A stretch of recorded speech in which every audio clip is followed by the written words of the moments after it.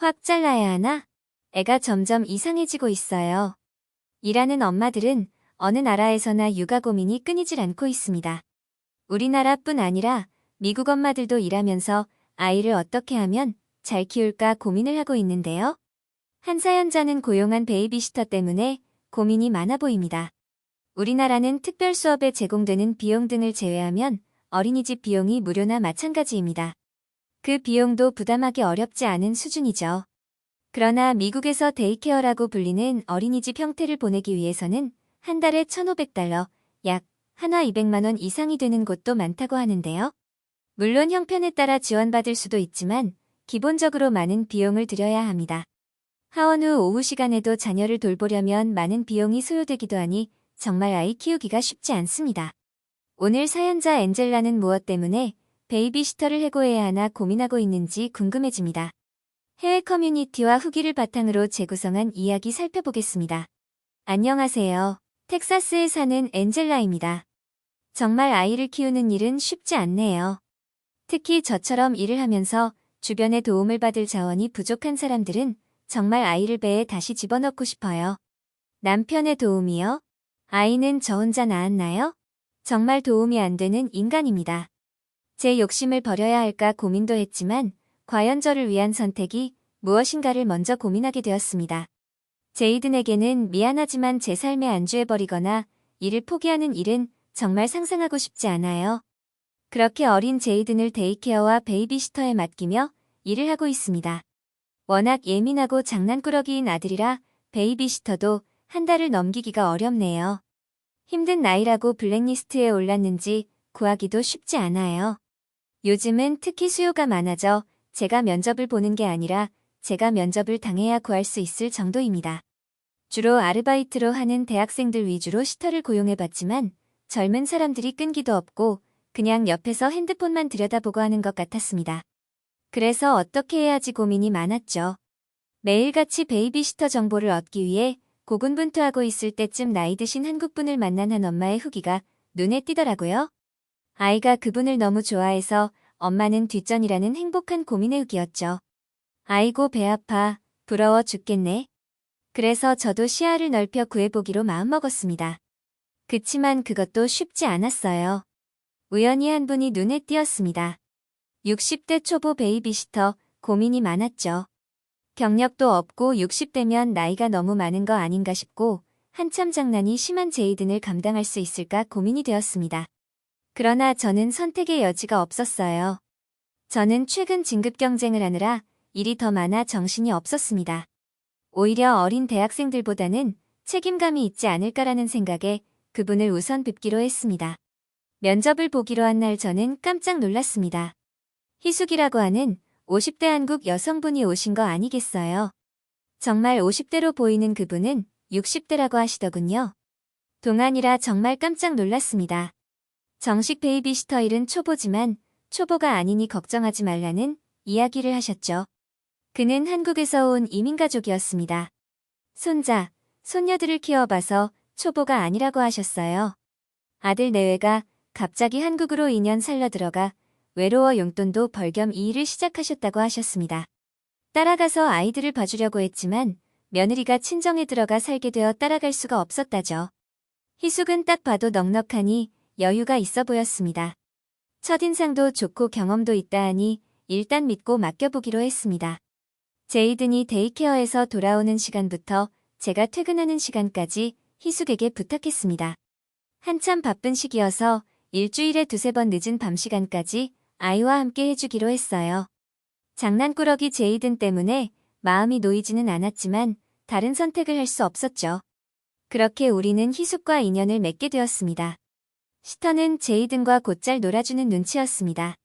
그 전에 대학생 시터들은 제이든과 텔레비전을 같이 보던가 혼자 놀게 하고 핸드폰을 보며 시간을 때우고 있었죠. 그런데 우리 집에 못 보던 물건들이 하나씩 쌓여갔습니다. 어느 날에는 콩자루가 집에 있었고 냉장고는 쾌쾌한 냄새가 나기 시작했어요. 마당에는 이상한 화분들이 늘어나고 있었습니다. 심지어는 못 보던 책들도 잔뜩 쌓여 있었어요. 저녁에 들어와 보면 제이드는 꽤 죄죄한 흙탕물에 빠진 강아지 한 마리 같았죠. 이상했어요. 이게 맞는지 의심스러웠습니다. 제이든을 씻기고 집안일을 하는 일이 많아진 것 같아서 불만이 쌓여가고 있었습니다. 제이든은 이상한 알 수 없는 말을 하기도 하고 노래를 불렀어요. 저는 혼란스러웠죠. 이게 뭐야? 지금 맞는 건가? 고민이 되었지만 여전히 제게는 여유가 없었습니다. 제이든은 희숙을 한무이라며 잘 따르는 듯 싶어 일단 그것으로 만족하자 싶었죠. 처음에는 한무이가 뭔가 한참 고민했습니다. 희숙의 애칭인가 싶었지만 한국어로 할머니라는 말을 제이든이 한국어 발음이 어려웠던지 한무이라고 부르고 있었어요. 희숙이 하루는 제이든이 자주 배앓이를 하는 것 같은데 자신이 음식을 만들어서 먹여도 되는지 물어봤습니다. 그동안은 제가 사다 놓은 음식들을 데워주는 정도였습니다. 그렇다면 애초에 계약된 내용 이외의 일을 하게 되는 것이고 돈을 더 지불할 테니 그렇게 하시라고 이야기했죠. 그러나 희숙은 그런 거는 필요 없고 애가 먹으면 얼마나 먹냐, 내가 집에서 먹는 거 조금 싸와서 먹이겠다 했습니다. 제이든이 소화기관이 약한 것 같아 과한 음식들은 좀 피하고 자신이 집에서 먹는 한국 음식들을 먹이겠다는 것이었죠. 희숙에게 따로 말하지는 않았던 부분인데 제이든에 대해서 잘 알고 관심 있게 신경 써주고 있는 것 같아 속으로 내심 좋았습니다. 제이든은 화장실을 자주 못 가는 편이었고 배아파를 늘 입에 달고 살았어요.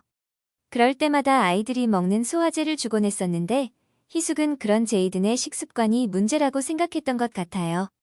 희숙은 한국 사람답게 쌀밥과 한국식 반찬들을 가져다 먹였습니다. 가끔 늦게 오는 저에게도 도시락을 선물해주곤 했어요. 한 번씩 기대가 되고는 했죠. 희숙이 싸놓은 김밥은 정말 맛이 있었습니다. 주로 김치와 채소 반찬이었는데요. 제이든이 잘 먹는다니 신기했습니다. 그래서 쉽게 밥을 하시라고 한국식 압력밥솥을 선물해드리기도 했습니다.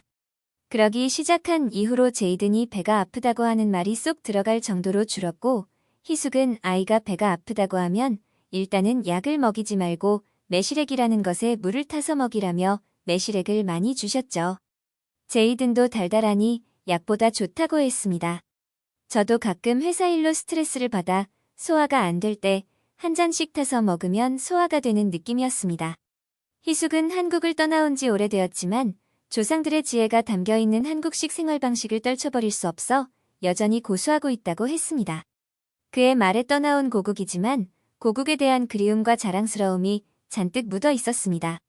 급한 프로젝트가 끝나 집에 일찍 오는 날이 많아지자 제이든은 제가 일찍 오는 날에 실망을 하는 게 아니겠어요.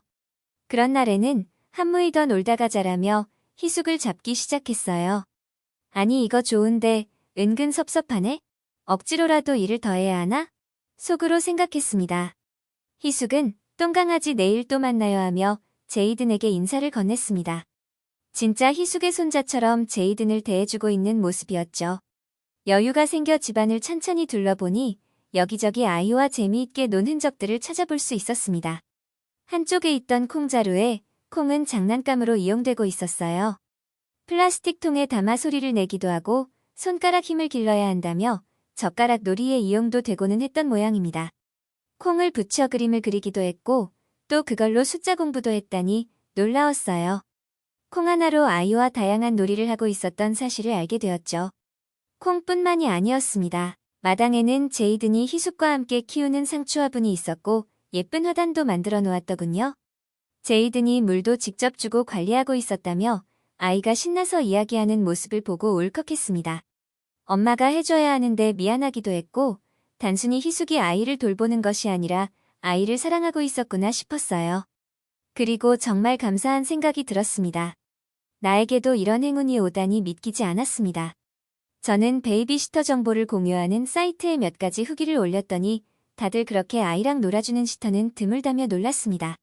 그러면서 희숙의 정보를 공유해달라고 하는 거 아니겠어요? 말도 안 돼. 절대 그럴 수는 없어라며 저는 혼자서 흐뭇한 미소를 지었죠.